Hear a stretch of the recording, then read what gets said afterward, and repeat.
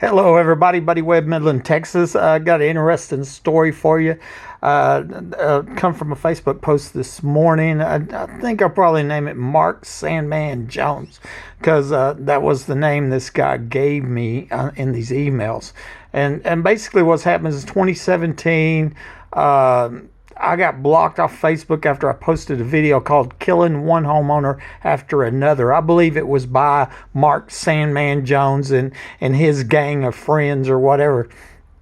And so, anyways, as I'm off Facebook for a week, I start getting these emails from multiple people that I don't know. There's like 5 different email addresses, and then later in one of them, the person names at each name, and there was like George Washington, Connor, Mark Jones, and, there was another one, Keith Thurman, who was a landman. He was a real person too that was actually in jail at the time. So they actually stole his email address from a Midland guy. But anyway, I'm going to focus on this one email here from Mark Sandman Jones. Okay, and that was in this group of emails that I got. Okay, and I'll just do the short read on this one so you can see what I'm talking about.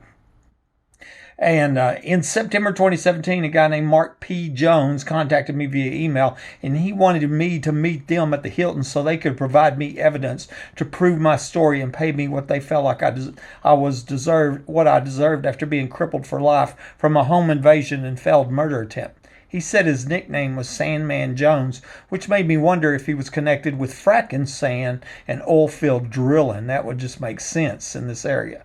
As shown below, I was secretly forwarding his emails to law enforcement, but once again, it only resulted in more crimes being committed against me. And here is a comment that I got after a recent Facebook post telling this story, and that was from Renee Keller.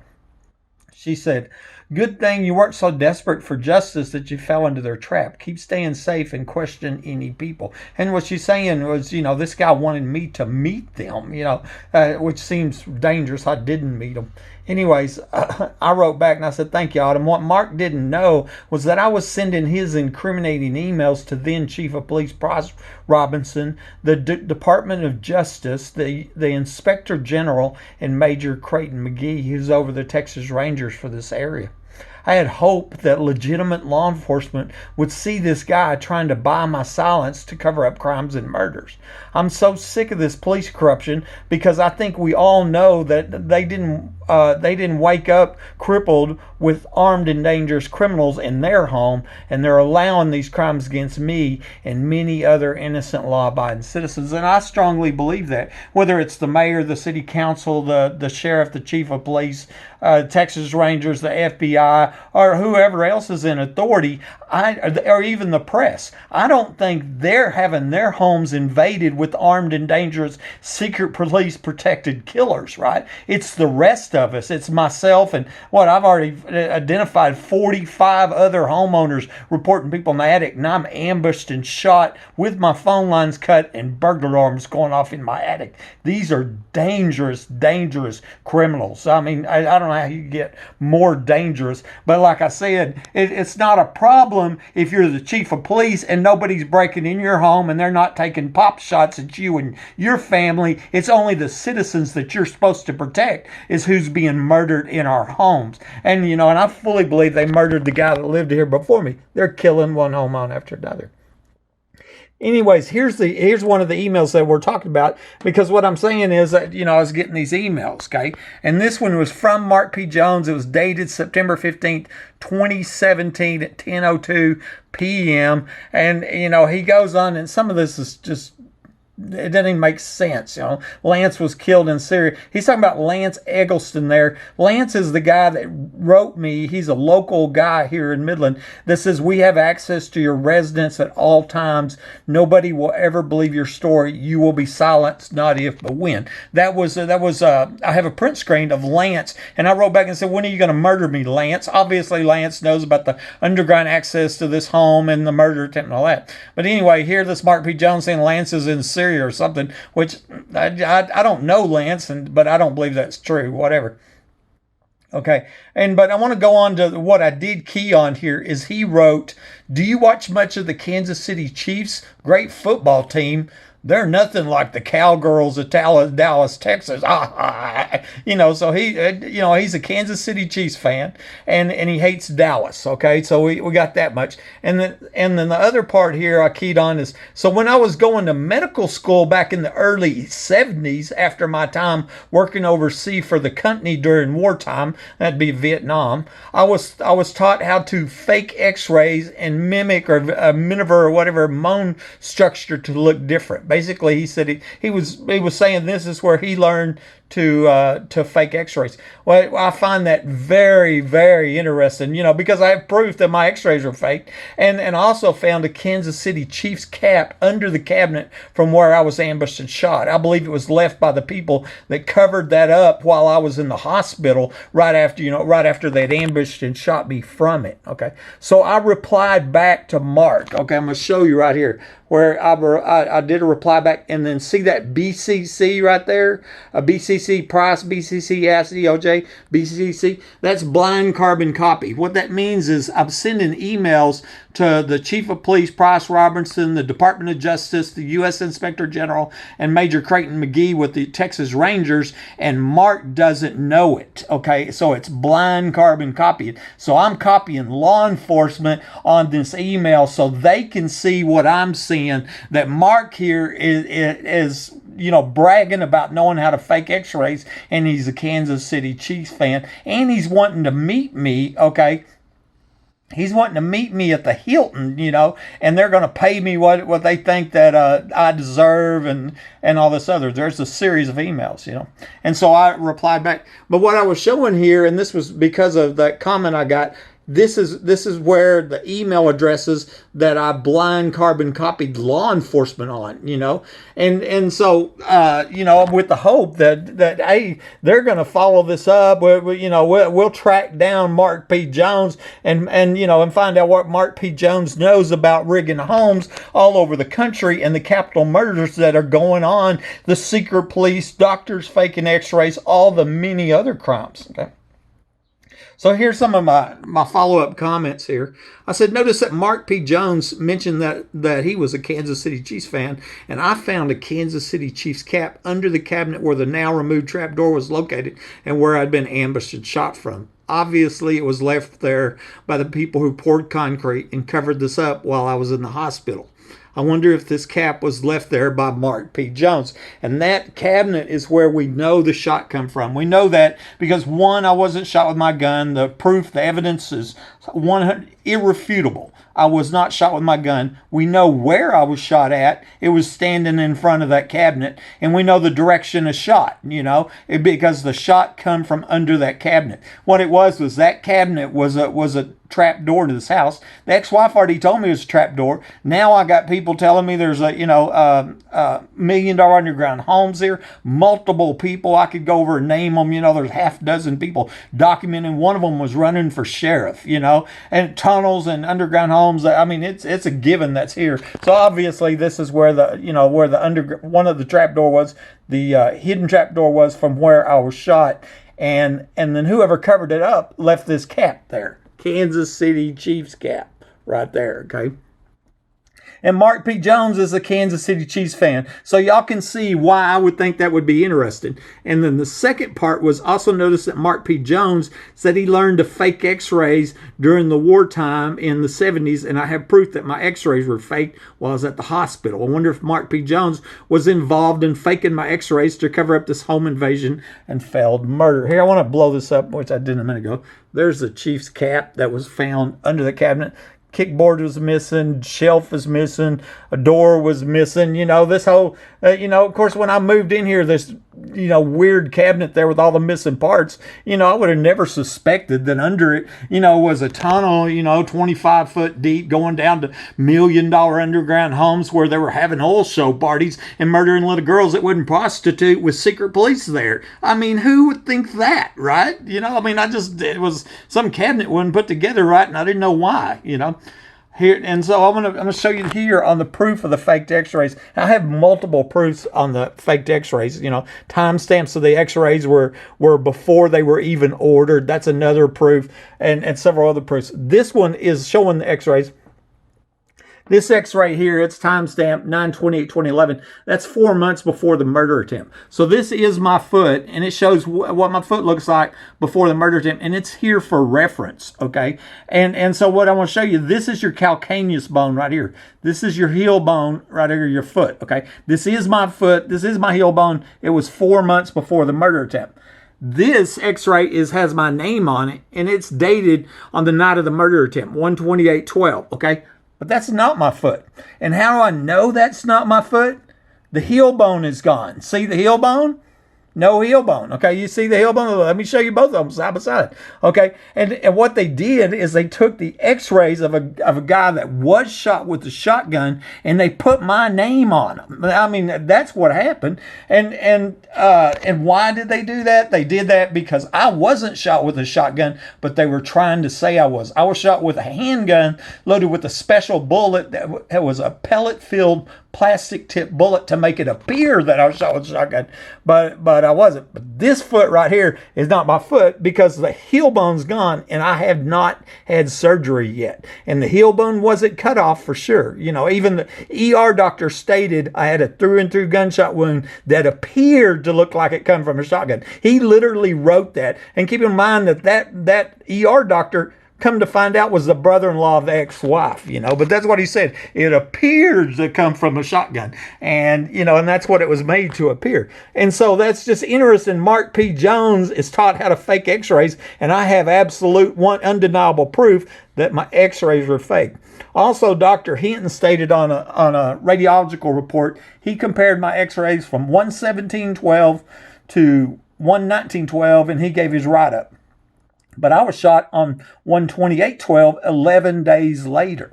Okay, and so we knew that wasn't just a typo because it was two different dates, 1/17 and 1/19. That's what the two sets of X-rays. I believe he was looking at that other guy, the other guy here that was shot on the 17th with a shotgun, and that other guy had X-rays on the 19th, and he was comparing that other guy's X-rays, right? And they were calling them mine, okay? But I wasn't shot until 11 days later. I believe they used his X-rays, put my name on them.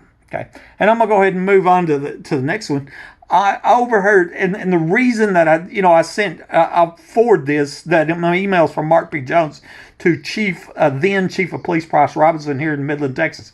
I overheard former Chief of Police Price Robinson on the police scanner telling dirty cop Rosie Rodriguez, she's one of the secret police, one of the main players, caught lying on police reports. She perjured herself in court. She's the one that made up the tripwire lie when there's no tripwire in evidence. No other police officers mentions the tripwire, and proof shows I wasn't shot with my gun. That was this dirty cop Rosie Rodriguez, who come to find out was a lifelong friend of the ex-wife. Okay, let's don't forget that, right? The ex-wife that was going to make a whole bunch of money when her friend ruled my murder an accident. And that would be Rosie Rodriguez. They went to elementary school together. Well, it said, anyway, this police scanner call that I happened to overhear one day, I give God all the praise and glory, is Price Robinson, then chief of police, telling dirty cop Rosie Rodriguez, what I don't know won't hurt me. Can you imagine a chief of police saying that and getting recorded? And I mean, thank God our press covers up for these dirty cops around here. I mean, that would be a major news story if we had a real press, that wasn't involved in these crimes and covering up the crimes against the innocent citizens in this city. As seen above, Robinson was sent those emails from Mark P. Jones. I suspected that our chief of police was talking about the murder attempt on my life, or maybe he was talking about the murder of Mike Law and the guy who lived here before me, or the murder of the young girl at the 2010 oil show party that happened in the backyard. Okay, maybe he was talking about the many homes that are rigged like mine, the 45 other homeowners, which is only just a drop in the bucket. I bet there's thousands of them homes out there, and rigged for burglary, theft, and murder. That's what they're using them for. I believe it's probably human trafficking.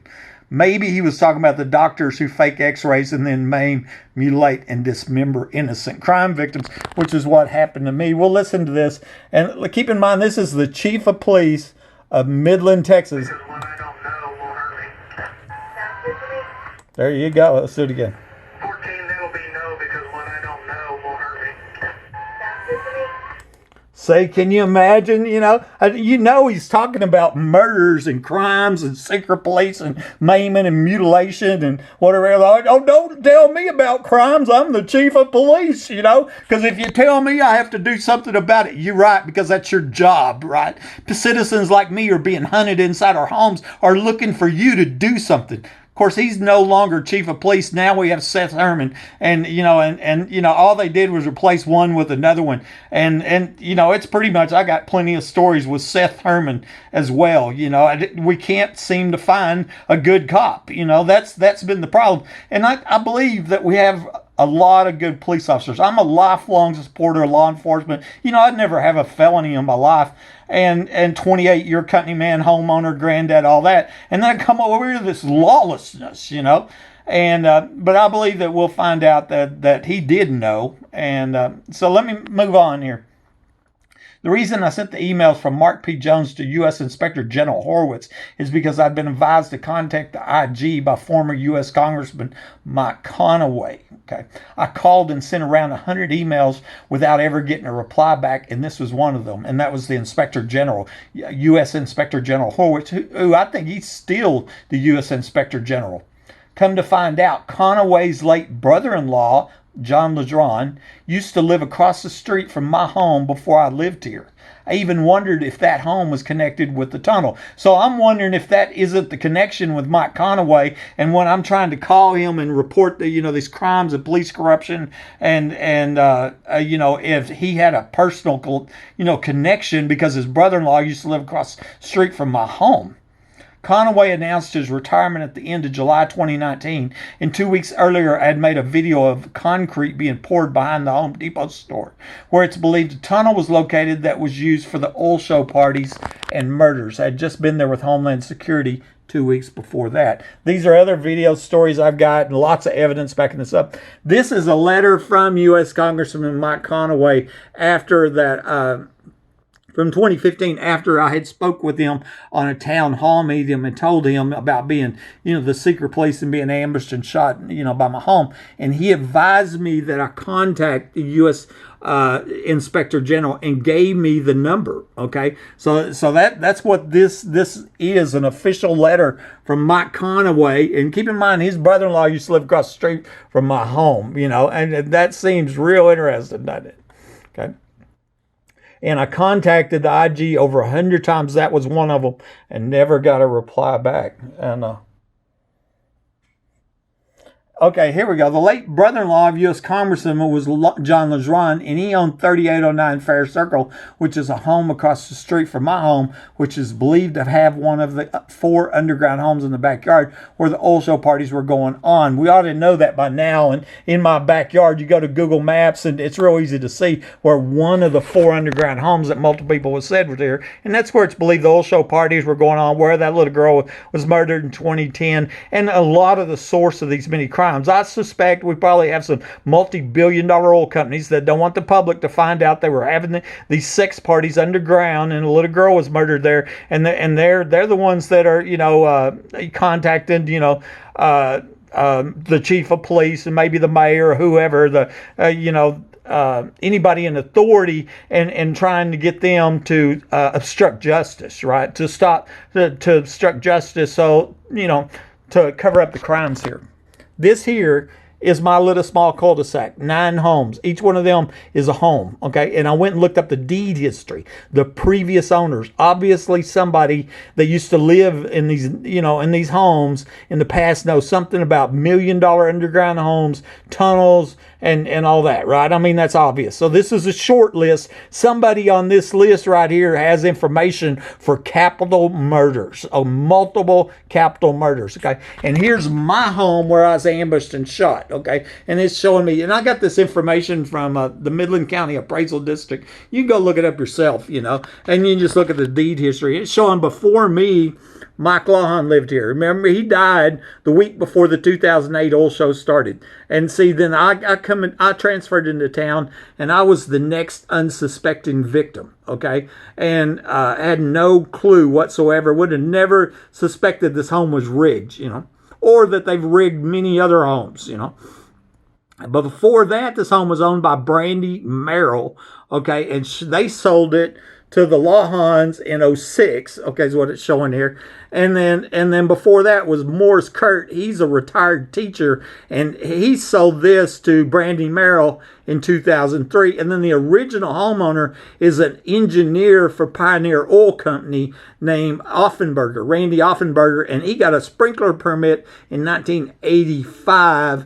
And interestingly, Layla said that these underground homes were finished in 1987. That sprinkler permit or work permit would cover up them digging. You know what I'm saying? Because you would dig to put in a sprinkler, right? And so I'm suspecting maybe this sprinkler permit was done or used to cover up the installation for the tunnels and the underground homes where they would later use for burglary, theft, murder, etc. So Randy Offenberger may know something. So it's really important to look at the deed history. And then you look at the different neighbors and who lived there and who used to live there. And law enforcement, legitimate law enforcement, could track this down and do what they're supposed to do, is stop crimes, you know, because these same crimes going on all over the place.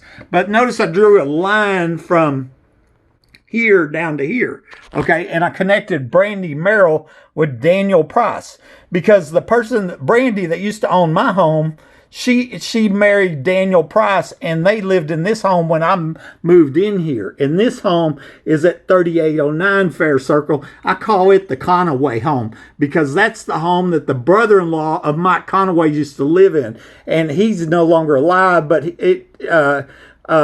2004 is when that deed got signed over to this guy. I don't know who that is. John David Ward had that home. I think this home has some kind of significance.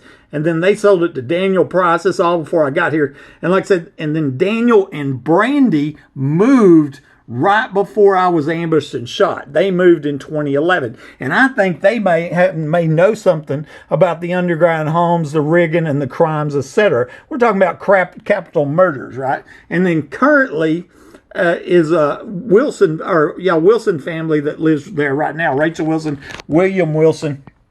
And the question's been asked if they're related to the Conaways, because Suzanne's brother, with Mike Conaway's wife, Suzanne, one had a sibling named Marceau Wilson. Okay, I saw that. I'll show you here in a minute on the obituary for John Lejeune. So maybe this home is still in the Conaway family. Wouldn't that be interesting? Especially when in the backyard of my home's $1 million underground home where they're having oil show parties and they're murdering little girls that won't prostitute when police are there. Okay. Okay, so John Lejeune was the late brother-in-law of Suzanne Conaway, the wife of former Congressman Mike Conaway. I'm going to show you this. On this side is the obituary for John Lejeune. John Wayne Lejeune died January 3rd, 2008. Keep in mind, I didn't move here until the end of that year in 2008, okay? And so he is survived by, and that's what it's going here. Here's Gary Click. I saw where Gary Click went to prison on a sex crime or whatever. Here's Suzanne Conaway. That's where I ran in. And look at there, Marceau Wilson. And a Wilson still owns that home right now. Okay. So you can see why I'm asking that question. If that home is still a Conaway home, you know, is it still in the Conaway family, you know? And there's my home too, which I showed you a minute ago. And then the connection between Brandy Merrill and Daniel Price, and they moved from this home to that home, right? And so I think that's maybe, I wonder if this home has a tunnel in it. I was told there were 4 underground homes, $1 million underground homes, and obviously tunnels connect them. But that's the, you know, I just want to show you there that connection with Mike Conaway, okay, U.S. Congressman Mike Conaway.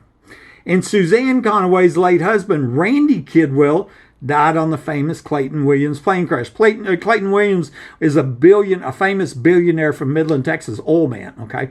And he was running for the governor, and on Valentine's Day 1990, one of his planes went down, 5 of his executives died, and one of them people on that plane was Randy Kidwell, and that was the first husband of Suzanne Conaway before she married Mike Conaway, okay? And so that's an interesting story in itself, but here's where it gets really interesting, is that another person that died on the plane was Aaron Geibel, and he was the vice president of Tabor Construction, the company that built my home. Let that sink in, okay? So the vice president for the company that built my home and the rest of these homes in this cul-de-sac died on the Clayton Williams plane crash, along with Randy Kidwell, right, the first husband of Suzanne Conaway, and it was her brother that lived across the street. Okay, so I just wanted.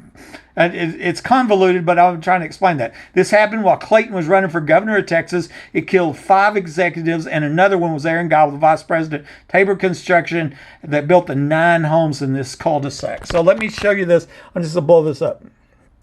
I just Googled this and found all this. Here's Tabor Construction. Interestingly, 3217 Mark Lane is where their listed business address was. And I went and looked up the deed history for that home, and I saw where my ER doctor used to own the same home that Tabor Construction's business address was at. And I thought that was real interesting because that was when my x-rays were faked, was at the hospital, and that ER doctor, come to find out, was the brother-in-law of the ex-wife that I just filed divorce on 5 days earlier. And well, here's the board, Aaron Gobble, okay, of Tabor Construction, and he was one of the ones that died on the plane crash. And here's another, little insert here. I'm showing Aaron Gobble was director of Claydesta National Bank in Midland, Texas. Claydesta is Clayton Williams, okay. And on February 15, while returning to the hometown of Fort Worth aboard a Williams aviation plane, Aaron Gobble died. He was one of 5 business associates of Clayton Williams that perished in the plane crash near Putnam, Texas. Okay, and so I just want to... This is interesting, too. 1 month later, Williams, who must have still been in shock after the tragedy, made his infamous gaffe, oft repeated by his enemies. And basically what he did, it was a comment about the weather. This is Clayton Williams, the billionaire old man that was running for governor of Texas. And he said, the weather, it's like rape. Is if you can't do nothing about it, just lie back and enjoy it. And once the reporters found out Clayton Williams said that, that cost him the election. Ann Richards won the election, beat Clayton Williams, who was ahead in the race at the time, because he made this reference about rape. He was downplaying rape. It's basically what it was. If you can't do nothing about it, just enjoy it. That's what he's saying, as if rape was enjoyable or whatever.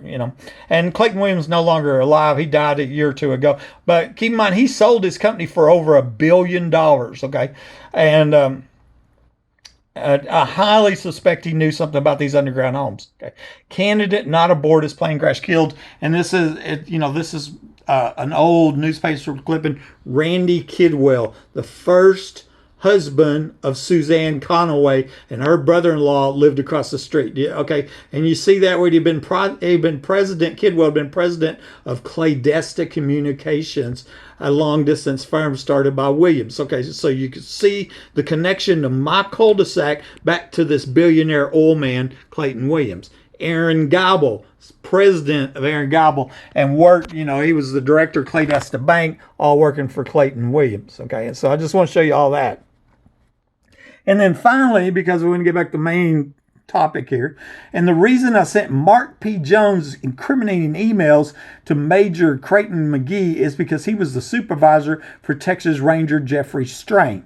I had been advised to contact the Texas Rangers Public Integrity Unit by a person who worked for Texas Attorney General Greg Paxton. I have the emails proving that. The Texas Rangers pulled a quick one and assigned a local ranger to my case, Texas Ranger Strain, instead of somebody from the PIU, that as was suggested by the Attorney General of Texas, Paxton. Okay, so you can see all the runaround and just the crap that has gone on, and it truly is. Here's some of the emails here between, there was like 80 emails I sent between myself and Jeffrey Strain, this Texas Ranger, that I believe could solve multiple capital murders, stop this crime ring, and do so much good. But here, on one of the rare occasions where this Texas Ranger asked a question, 80 emails, he hardly even commented, and then he just quit responding whatsoever. I wondered if he'd quit. I had no idea what happened to him.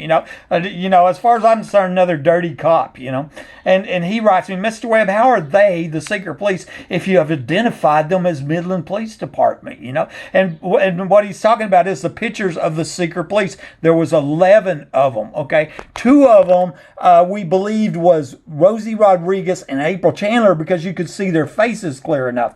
9 of them, you didn't know who they were, and the police report was being illegally withheld. It had been subpoenaed, and these police illegally withheld the police report. 6 years later, I offered a $2,000 reward, paid a private investigator, and identified all 11 of them, and that's where Rangers going, oh, why you call them secret police if you know who they're there to police, and here this is, that's what I'm up against. I had to pay the first time in the history of America a crime victim had to offer a reward to identify police.